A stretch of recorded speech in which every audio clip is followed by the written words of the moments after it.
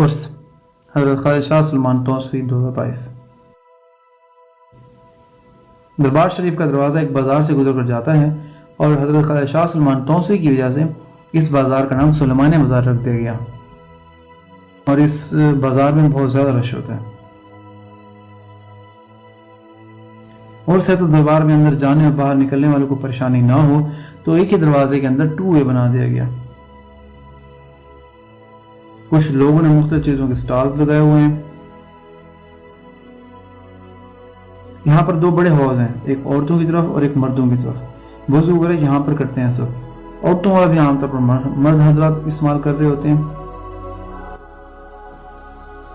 اب میں حضرت خواجہ شاہ سلمان توسوی کی آرام گاہ پر جا رہا ہوں۔ حضرت خواجہ شاہ سلمان توسوی کو پیر پٹھان بھی کہتے ہیں اور ان کو غریب نواز کا لقب بھی دیا گیا ہے۔ دور دراز سے عقیدت مند یہاں پر زیارت کرنے آتے ہیں، چھوٹے ہوں، بڑے ہوں، عورتیں ہوں، مرد ہوں، سب۔ اور یہ دربار ان سب کے لیے رہائش کا انتظام کرتا ہے۔ جتنے مرضی زیارتی آ جائیں، سب لوگوں کو کھانا پینا رہنا دربار کی انتظامیہ کے ذمہ ہوتا ہے۔ جس کو جہاں جگہ مل جائے وہیں پہ سو جاتا ہے۔ بعض لوگ تو رات کو چھت پر جا کر سوتے ہیں اور عورتوں کے لیے رات کو سونے کا جو انتظام ہے وہ الگ سے بنایا گیا ہے۔ یہاں پہ پورا دن میٹھا پانی چلتا ہے، کوئی روک ٹوک نہیں ہے، جتنا مرضی پانی پیو آپ۔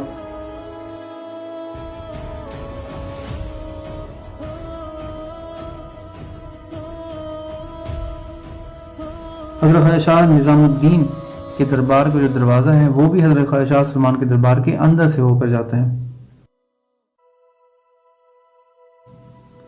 فی سبیل اللہ یہاں پر لنگر تقسیم ہوتا ہے 2 بجے اور 2:30 بجے ظہر کی نماز ہوتی ہے۔ اب اگر لنگر کی بات کی ہے تو آپ کو وہاں لے چلتے ہیں جہاں پر ان ہزاروں لوگوں کے لیے لنگر بن رہا ہے۔ عرس پر عموماً چھت پر لنگر تیار ہوتا ہے ورنہ نیچے کچن میں۔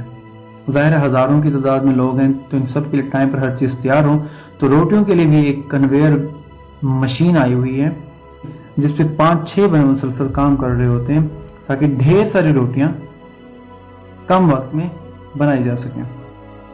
زیارتیوں کے لیے صبح کا ناشتہ، دن کا کھانا اور رات کے کھانے کا بندوبست کیا جاتا ہے اور عرس پر عام طور پر ملتان اور وہاڑی سے کھانا پکانے کے لیے کاریگر منگائے جاتے ہیں۔ عرس کے دوسرے دن 28 دیگیں تیار کی گئی ہیں جس میں سے 20 دیگیں پلاؤ کی ہیں اور 10 دیگیں سالن کی ہیں۔ ویسے ہمیں یہ بھی بتایا گیا کہ پہلے عرس پر 100 سے بھی زیادہ دیگیں پکائی جاتی تھی، لیکن اس عرس میں انتہائی یہ کم ہے۔ آپ لوگ سوچ رہے ہوں گے اگر کھانا چھت پر بن رہا ہے تو اتنا زیادہ سامان نیچے لے آنے میں مشکل درپیش ہوتی ہوگی۔ بالکل نہیں، یہاں پر چھت سے نیچے تک لفٹ والا کام ہوا ہے۔ سامان رکھا، بٹن دبایا، لفٹ آپ کو نیچے لے جائے گی جو کہ ڈائریکٹ کچن کے باہر جا کر رکتی ہے۔